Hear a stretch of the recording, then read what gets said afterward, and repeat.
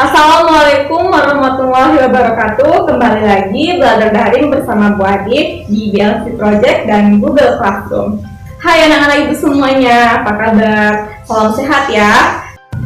Pada kesempatan kali ini kita akan membahas suatu materi baru yang berjudul Flora dan Fauna Laut di Indonesia. Kita ketahui Indonesia dengan letak yang sangat strategis ya, baik secara astronomis, geologis, dan geografis ya. Ketiga-tiganya membuat Indonesia menjadi suatu negara dengan keanekaragaman flora dan fauna yang sangat tinggi. Menurut Kompas, Indonesia memiliki sekitar 8.000 spesies tumbuhan dan sebanyak 2.000 spesies hewan yang sudah teridentifikasi. Ya, bagaimana yang belum? Wow, kita nggak tahu ya berapa banyak jumlah flora dan fauna di Indonesia. Nah, bagaimana kita mengenali hewan dan tumbuhan yang jumlahnya sedemikian banyak?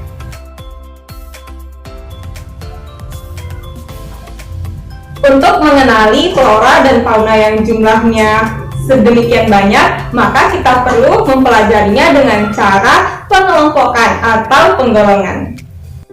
Dalam pelajaran sains, pengelompokan ini dinamakan dengan taksonomi atau klasifikasi.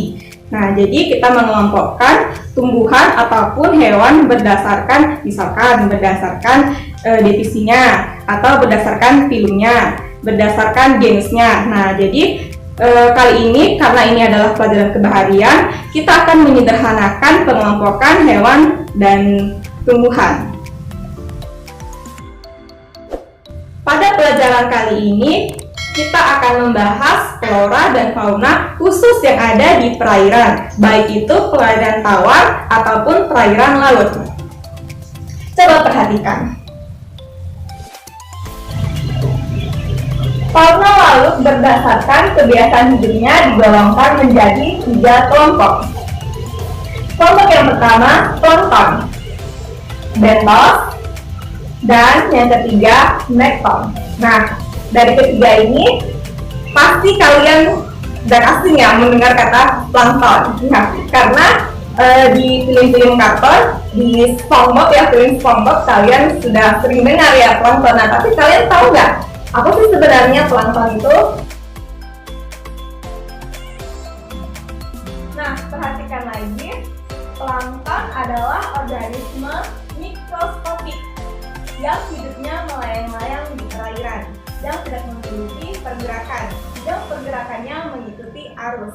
Nah, di air itu ada arus ya, arus dan gelombang. Nah, jadi di plankton tadi dia nggak punya kemampuan untuk bergerak sendiri. Dia hanya mampu bergerak pasif, yaitu mengikuti arah jalurnya air, arus, dan gelombang. Nah, plankton ini bisa hidup di perairan tawar seperti di danau, di sungai, di waduk ya juga ada, di parit juga ada ya plankton, dan juga ada di laut ya.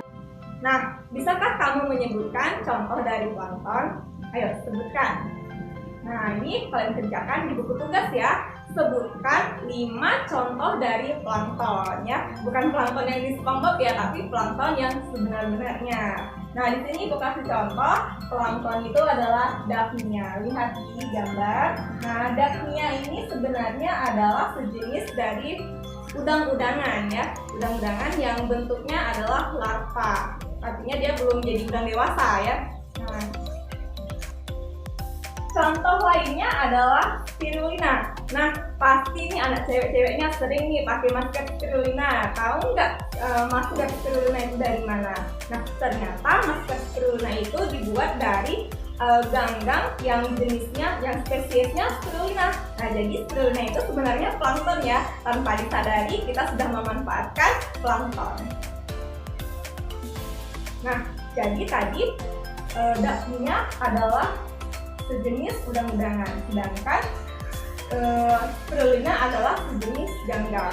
Nah, pada pelajaran yang sebelumnya kita ketahui bahwasannya ganggang termasuk ke dalam kelompok tumbuhan dan udang-udangan adalah kelompok hewan ya. Jadi di sini ada flora dan fauna. Nah, tapi perlu diketahui plankton itu sebenarnya bukan hewan atau tumbuhan, tetapi dia hanya seperti ya Ada plankton yang seperti tumbuhan dan ada juga plankton yang seperti hewan. Jadi kita simpulkan, plankton yang bersifat seperti tumbuhan dinamakan dengan fitoplankton, dan plankton yang bersifat sebagai hewan dinamakan dengan zooplankton. Ya, cakep. Nah, selanjutnya golongan yang kedua yaitu nekton. Nah, nekton ini kebalikan dengan plankton. Masih ingat kan apa itu plankton? Jangan-jangan sudah lupa. Ya, plankton tadi dia tidak bisa berenang bebas, pergerakannya mengikuti arus. Nah, berarti kebalikannya nekton. Nekton adalah organisme laut yang memiliki kemampuan sendiri, memiliki kemampuan bergerak sendiri ya. Contohnya yang mudah sekali seperti apa?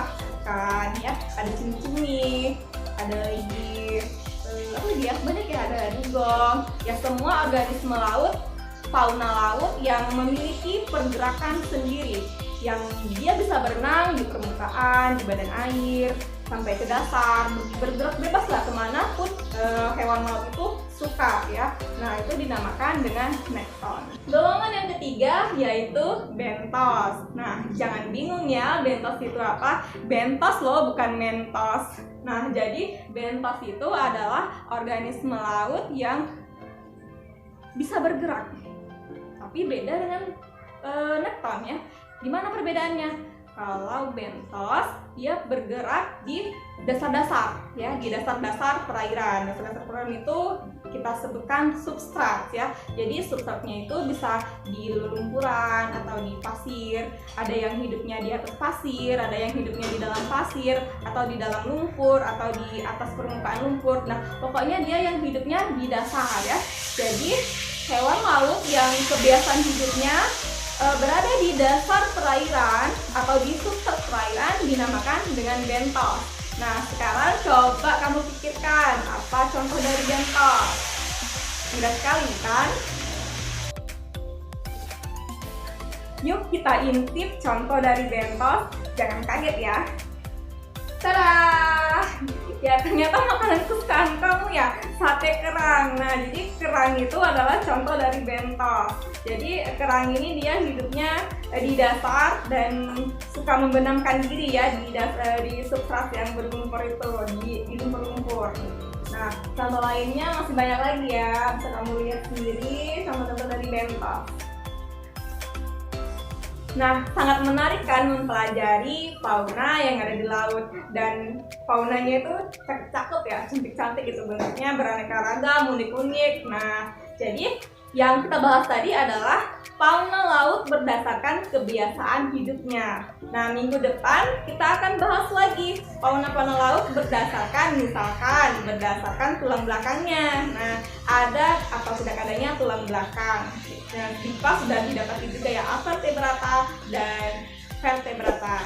Nah, jangan lupa di subscribe dan beri notifikasi agar minggu depan Ibu bisa menyampaikan materi-materi kebaharian yang menarik lainnya. Assalamualaikum warahmatullahi wabarakatuh. Salam BLC Project.